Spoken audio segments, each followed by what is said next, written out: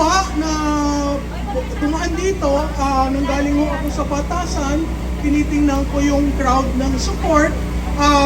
Sana ho, wala kami nakita nung una, tapos sinabi nung kasamahan ko, yun ho yung nakaitim na t-shirts. So natutuwa ho ako, nandito kayo.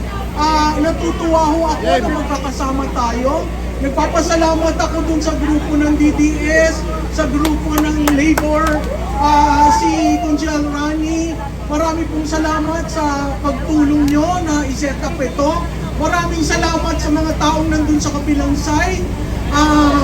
Bakit po tayo naandito? Naandito tayo sa sobrang abuso. Sobra-sobra ng abuso, sobra-sobra ng persecution, sobra-sobra na ho ang injustice. Hindi ho patas ang laban. Bakit ho? Hindi lang naman ho si Vice Presidente Sara Duterte ang may confidential and intelligence fund. Bakit hindi buksan ang lahat na confidential and intelligence fund para magkaalam-alam ho? Dahil pinipintura nila na si Vice Presidente ay nanungulimbat ng pera. Wala pa hong ebidensya dahil yan ay nasa COA pa lang. Yun hong sinasabi nilang si Mary Grace Piatos. Isinama ho yan sa mga dokumentong binigay ng COA sa House. Wala hong Mary Grace Piatos. Yun ho ay ginawa. 3 pangalan ang isinama doon sa mga dokumentong binigay sa House of Representatives at pinagdududahan. Bakit ho hindi kailangang ibukas ang Confidential and Intelligence Fund? Dahil hindi pa ho tapos ang pag-audit. In-audit sila, mayroong sinasabi na notice of disallowance. Pag notice of disallowance, so parang bumili kayo sa tindahan, walang resibo yung itlog, walang resibo yung mantika. So tatanungin kayo, saan mo ginamit ito? So hindi pa ho natatapos yung prosesong yun. Hanggang Pebrero ho, next year, yung prosesong yun. So, yung ginawa kay Attorney Lopez, kaibigan ko po si Laika, ay maling-mali. Dahil umuwi siya galing Los Angeles, pumarap siya sa committee. Nagsalita siya. Sinabi niya yung alam. Bakit pipilitin kung wala siyang personal knowledge? Kung kayo ba tinanong, nakita mo ba kung sinong kumuha nito? Ang sasagot mo, hindi, dahil wala ka doon. Yun o ang personal knowledge. Pangalawa, sinagot doon niya. Magmula alas 10 hanggang 5 o'clock, isa-isa ang mga questions ng mga kongresista. Naging magalang siya, naging diretso siya sa pananalita, wala siyang binabastos. So ano ang nabastos daw ang Kongreso? Yun daw hong sulat na binasa niya, ang bawat ahensya ho ng gobyerno may karapatang sumulat sa another ahensya para sabihin ang kanilang posisyon. Hindi ho yun pine-question ang COA. Sinasabi lamang nila kung ano ang posisyon ng Office of the Vice President. Ano ho ang ginawa? Hindi ho ba nag-cite for contempt? Ano ho ang contemptuous sa sinabi niya? Hindi niya dinuro ang kongresista, hindi siya nagsinungaling dahil abogada siya at alam niya kung ano ang ibig sabihin ng personal knowledge. Ano ba ang personal knowledge?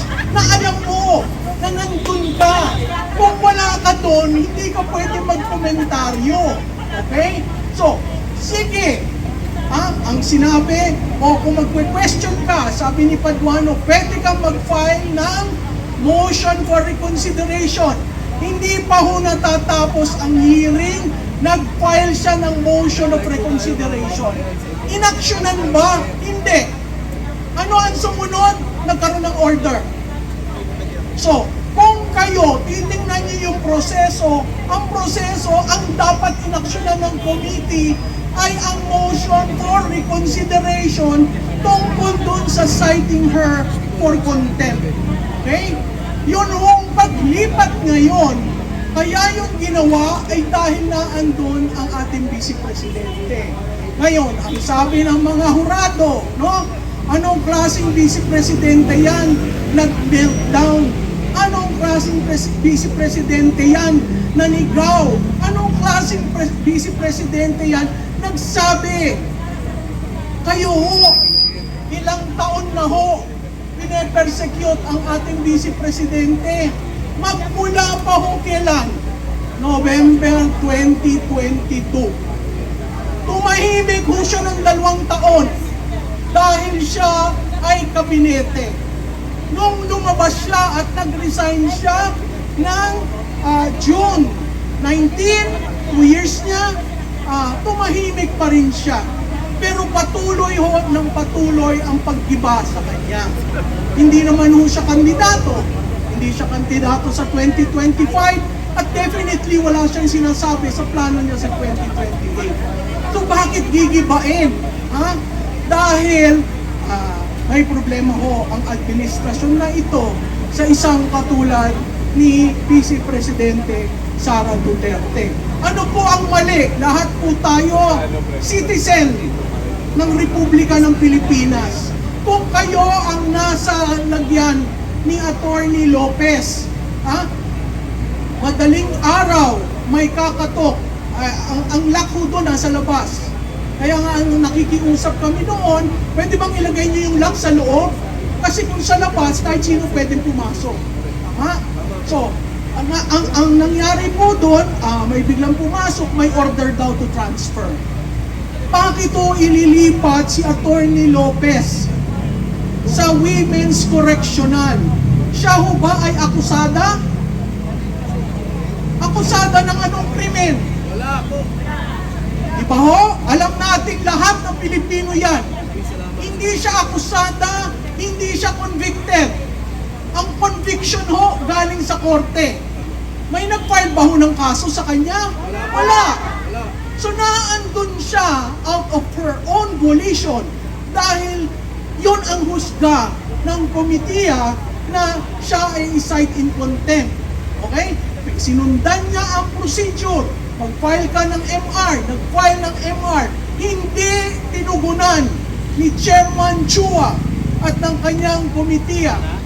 Pero nakakuha ka agad ng desisyon para sa order. Nailipat siya ng hating gabi. Tama ho ba yun? Pag may kumatok sa ating mga bahay, bubuksan natin ng ganong oras? Hindi po. Oh, so ano ang pagkakaiba ni Attorney Lopez sa ating ordinaryong citizen? Tayo ho ordinaryo, hindi tayo abogado. Wala na ho bang paggalang ang House of Representatives sa isang abogada? Kung wala silang paggalang kay Attorney Lopez, ano ang paggalang na ating makakamit mula sa kanila? So nakikita nyo, hindi ho patas ang laban. Kaya ang sinabi ni Vice Presidente Sara Duterte, binabastos nyo kami, binabalik lang namin sa inyo ang pambabastos nyo. Itigil na ho natin ito dahil kaban ng bayan, taxes natin, ang nagpapaandar ng Ayuda Republic. Itigil na ho natin yan, itigil natin ang paniniil, at itigil na natin ang baliktad na hustisya dito sa ating bayan. So nakikiusap po ako doon sa mga taong nagmamahal sa ating bayan, sumama po kayo dito sa grupong ito. Malaking bagay ang marinig kayo, malaking bagay na magkita-kita tayo. Dahil hindi lamang po ito ang ating kasaysayan. Ang ating kasaysayan ay nag-uugat pa sa EDSA. So, paano tayo nagpapalit ng pamahalaan? Galing ho sa taong bayan ang lakas ng pamahalaan. Galing sa ang lakas ng republika ay galing sa bawat isa sa atin. So ako po'y nagpapasalamat, dumaan lamang po ako para makita ko may mga tao at napilitan akong bumaba. Hindi ako usually nagsasalita sa ganito, pero dahil nandito kayo, malaking bagay na makisama ako sa inyo. Maraming salamat sa inyo.